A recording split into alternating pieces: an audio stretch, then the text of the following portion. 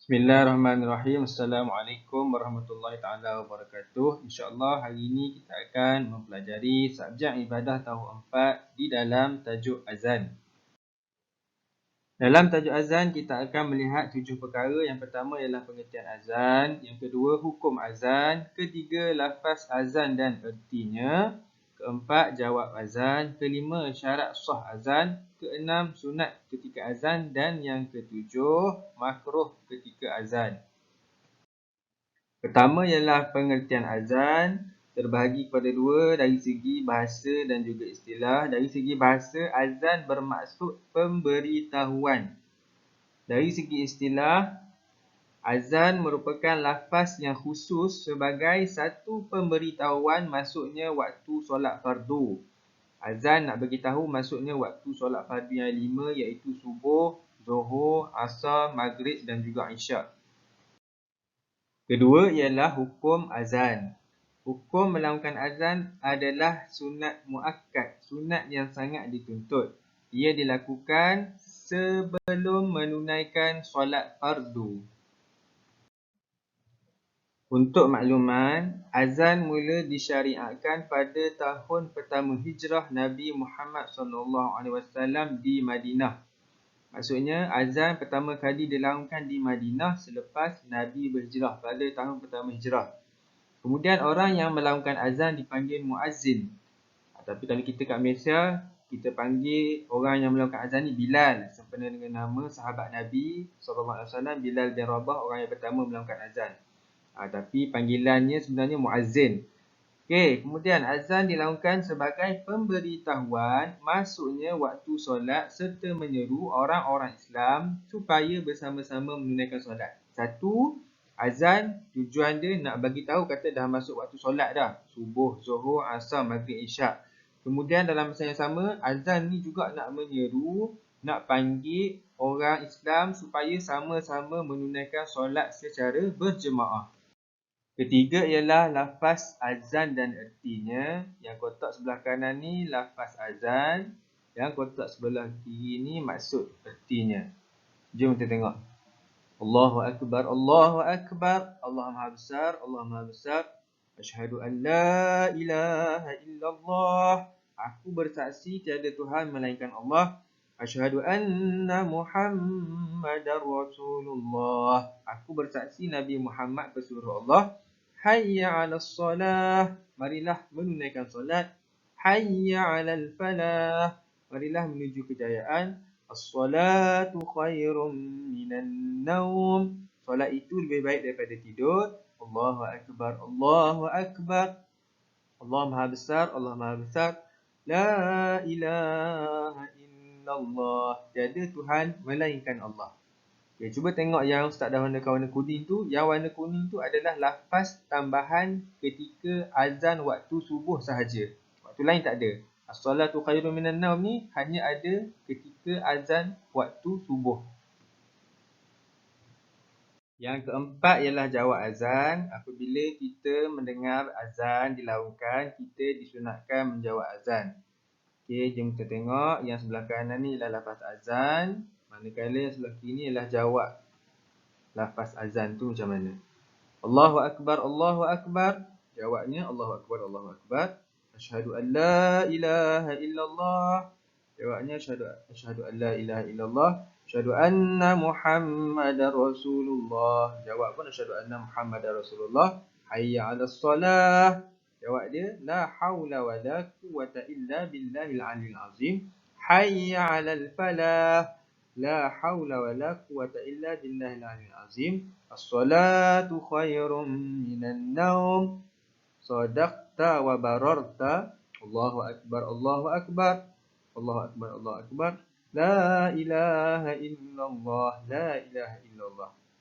Kalau kita tengok jawab azan ni sebenarnya dia cuma kita sebutkan balik sahaja, kecuali pada lafaz hayya 'alas solah, hayya 'alal falah dengan lafaz as-salatu khairum minan naum. Hayya 'alas solah, hayya 'alal falah, kita jawab la haula wala quwwata illa billahil aliyil azim.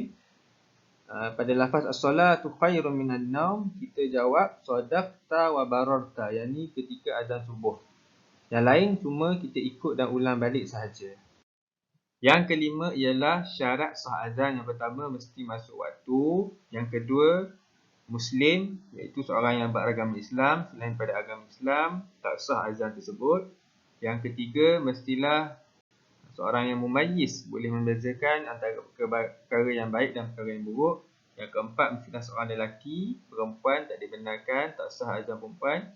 Yang kelima, lafaz azan mestilah dalam bahasa Arab. Tak kiralah negara mana, bahasa apa pun dia duduk, dia guna, mesti dilaungkan dalam bahasa Arab azan. Yang keenam, tertib, mesti mengikut turutan. Tak boleh nak sesuka hati, nak baca itu dulu, nak baca ini dulu, tak boleh. Yang ketujuh, muwalat, berturut-turut. Tak putus azan tersebut. Yang keenam ialah perkara sunat ketika azan. Yang pertama, kita disunatkan menghadap kiblat. Yang kedua, kita mestilah suci daripada hadas, tak kiralah hadas kecil ataupun hadas besar. Yang ketiga, memalingkan muka ke kanan ketika mengucapkan hayya 'alas solah dan ke kiri ketika mengucapkan hayya 'alal falah, manakala dada tetap menghadap kiblat. Ketika kita laungkan hayya 'alas solah, muka kita tengok ke kanan, pusing ke kanan. Ketika kita laungkan hayya 'alal falah, kita palingkan, pusingkan muka kita ke kiri. Dada kita tetap ke depan, muka sahaja yang kita pusing ke kanan dan ke kiri. Yang keempat, tarji', iaitu menyebut asyhadu anna Muhammadar Rasulullah secara senyap sebelum dinyaringkan. Sebut dulu asyhadu anna Muhammadar Rasulullah, baru sebut kuat. Menyaring tu maksudnya kuat. Yang kelima, taswib ketika azan subuh, iaitu melaungkan as-salatu khairum minan naum. Yang keenam, diam bagi orang yang mendengar azan dan menjawabnya. Apabila kita mendengar azan, kita sunat diam, kemudian kita jawab azan. Yang ketujuh, berdoa selepas azan. 7 ialah perkara yang makruh ketika azan. Baik, yang pertama ialah azan ketika dalam keadaan berhadas besar, dia tak mandi wajib lagi, dia pergi azan. Itu makruh. Yang kedua, bercakap-cakap tanpa keperluan. Tengah-tengah azan tu dia boleh bercakap dengan kawan dia. Makruh. Ketiga, azan sambil duduk atau baring pun makruh. Keempat, azan oleh orang fasik, orang yang berdosa tak bertaubat lagi, pun makruh. Yang kelima, memanjangkan suara sehingga berubah makna lafaz azan. Panjang sangat sampai lafaz maksud azan tu berubah, pun makruh. Baik, untuk makluman, selain dalam solat, azan turut dilaungkan dalam situasi berikut. Tadi Ustaz dah kata azan nak beritahu masuk waktu solat, nak panggil orang solat kan. Tapi ada lagi beberapa keadaan yang membolehkan untuk melaungkan azan. Yang pertama, azan dilafazkan di telinga bayi yang baru lahir. Awak ada adik kan? Bila baby baru lahir, ayah akan laungkan azan dekat telinga baby. Yang kedua, dilaungkan ketika ribut atau berlaku kebakaran. Kalau ada ribut yang kuat atau berlaku kebakaran pun boleh kita laungkan azan. Yang ketiga, merawat mangsa yang dirasuk syaitan ataupun histeria. Kalau awak pernah tengok orang yang kena rasuk, orang yang kena histeria, pun kita boleh laungkan azan sebagai salah satu kaedah rawatan. Yang keempat, menghadapi peperangan. Nak berperang pun boleh laungkan azan. Yang kelima, ketika tersesat dalam perjalanan. Yang ni kita selalu tengok kalau dalam TV orang sesat dalam hutan. Orang nak cari orang sesat dalam hutan ni, orang akan laungkan azan. Yang keenam, mengiringi orang yang bermusafir. Yang ni kalau musafir biasa ni orang tak buat. Selalunya orang buat ketika nak pergi umrah dengan haji. Nak keluar rumah tu, orang laungkan azan. Alhamdulillah, kita telah selesai di dalam tajuk azan. InsyaAllah tajuk seterusnya ialah iqamah. Jika terdapat sebarang pertanyaan atau soalan, boleh terus ajukan. Semoga bermanfaat. InsyaAllah jumpa lagi. Assalamualaikum warahmatullahi taala wabarakatuh.